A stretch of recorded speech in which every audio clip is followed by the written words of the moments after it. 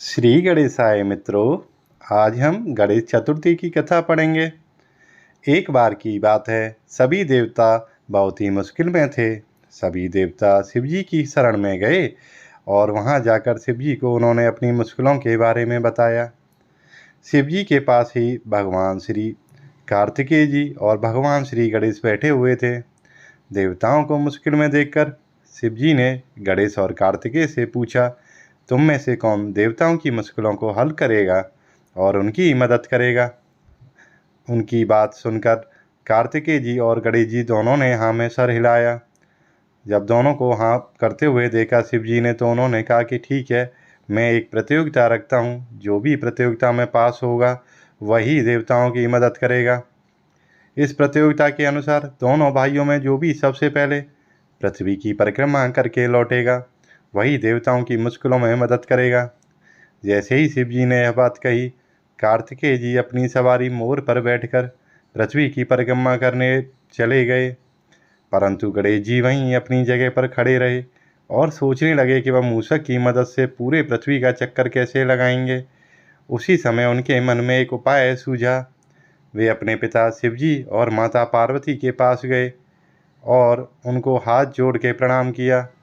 प्रणाम करने के बाद उन्होंने 7 बार भगवान शिवजी और माता पार्वती की परिक्रमा की और परिक्रमा करने के बाद वह उनके श्री चरणों में बैठ गए। कुछ समय बाद कार्तिकेय जी पृथ्वी का पूरा चक्कर लगाकर वापस पहुँचे और उन्होंने स्वयं को विजेता घोषित कर दिया। तभी शिवजी ने गणेश जी की ओर देखा और गणेश जी से पूछा, पुत्र गणेश, तुम क्यों पृथ्वी की परिक्रमा करने नहीं गए थे। तभी गणेश जी ने उत्तर दिया, हे पिता, हे मेरी माता, आप दोनों में ही तो मेरा पूरा संसार बसा है। चाहे मैं पृथ्वी की परिक्रमा करूं या आप दोनों की परिक्रमा करूं, क्योंकि आप दोनों मेरे माता पिता हैं और आप दोनों में ही मेरा पूरा का पूरा संसार समाया है। जब भगवान शिव ने उनके इस तरीके के वचन सुने तो भगवान शिव बहुत प्रसन्न हुए और उन्होंने गणेश जी को सभी देवताओं के मुश्किलों को दूर करने की आज्ञा दी।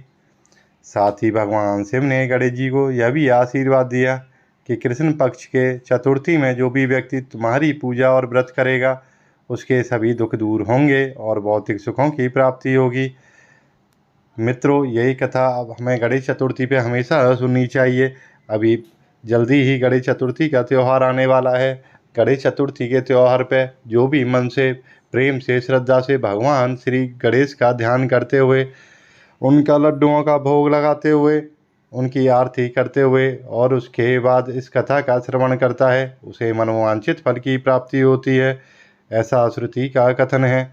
इसीलिए हमें हमेशा जब भी हम पूजा प्रारंभ करते हैं तो सर्वप्रथम हमें भगवान श्री गणेश का पूजन करना चाहिए। भगवान श्री गणेश के पूजन के बाद ही हमें अन्य देवताओं की पूजा करनी चाहिए। भगवान शिव के द्वारा, भगवान विष्णु के द्वारा उन्हें गणाध्यक्ष का पद प्राप्त है।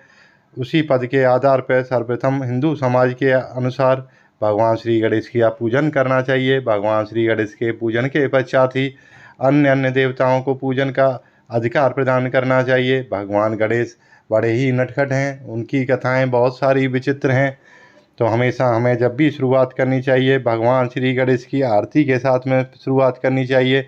बहुत सारे लोग जो मंदिर जाते हैं, सर्वप्रथम अगर वो शिव जी के मंदिर में जाते हैं तो सर्वप्रथम उन्हें भगवान श्री गणेश पर जल चढ़ाना चाहिए, भगवान श्री गणेश का ध्यान करना चाहिए। भगवान श्री गणेश ही रिद्धि और सिद्धि के दाता हैं। रिद्धि और सिद्धि ही भगवान श्री गणेश की धर्मपत्नियां हैं, इसीलिए वो सदा ही उनके अधीन रहती हैं। अगर हम भगवान श्री गणेश का पूजन करेंगे, भगवान श्री गणेश का पाठ करेंगे, हम उनका पूजन नित्य करेंगे तो भगवान श्री गणेश की हमें कृपा प्राप्त होगी। भगवान श्री गणेश के पूजन के बाद ही भगवान शिव पे जल चढ़ाना चाहिए। भगवान शिव पे भी जल चढ़ाने के लिए सबसे पहले जरारी में जल चढ़ाना चाहिए। जरारी में जल चढ़ाने के पश्चात ही भगवान शिव पे जल का बाहर उतारना चाहिए। उसके बाद में अन्यत्र देवताओं की हमें पूजा करनी चाहिए। जैसे भगवान गणेश शिव जी के पुत्र हैं, उसी तरीके से वो समस्त चराचर जगत के स्वामी भी हैं। इसीलिए खास करके छोटे बच्चों को, विद्यार्थियों को भगवान श्री गणेश को अपना पूजनीय मानकर हमेशा उनका ध्यान, पूजन और स्मरण करते रहना चाहिए। भगवान गणेश बुद्धि के दाता हैं, अगर भगवान गणेश का आप पूजन करेंगे, नित्य पूजन करेंगे, विद्यार्थी अगर भगवान श्री गणेश का ध्यान करने के बाद में पढ़ाई करना शुरू करते हैं तो उनकी पढ़ाई में ध्यान ज़्यादा लगता है, उन्हें चीज़ें आसानी से याद हो जाती हैं, भगवान गणेश की उन्हें कृपा प्राप्त होती है और उनकी बुद्धि प्रखर होती है। इसीलिए छोटे बच्चों को, विद्यार्थियों को हमेशा इस बात का ध्यान रखना चाहिए, जब भी वो पढ़ाई कर रहे हैं सबसे पहले भगवान श्री गणेश का पूजन करें, भगवान श्री गणेश का ध्यान करें और उसके बाद माता सरस्वती का ध्यान करें। ध्यान करने के बाद ही वह पुस्तकों का पूजन करें, पुस्तकों को प्रणाम करें और उनसे प्रार्थना करें, हे माता सरस्वती, कृपा करते हुए आप हमेशा हमारे साथ रहें, हमें हमारा ज्ञान वर्धन करें। और भगवान श्री गणेश से प्रार्थना करें कि भगवान हमें बुद्धि प्रदान करें। भगवान अगर बुद्धि प्रदान करेंगे तो विद्यार्थी जो है अच्छे नंबरों के साथ में पास होंगे। और आप लोगों से अनुरोध है, अगर आप लोगों को मेरी कथा पसंद आई हो तो आप लोग मेरे चैनल को सब्सक्राइब कर लें और वीडियो अगर पसंद है तो उसे लाइक भी कर दें और अपने अन्य दोस्तों के साथ शेयर कर दें। फिर आपसे मुलाकात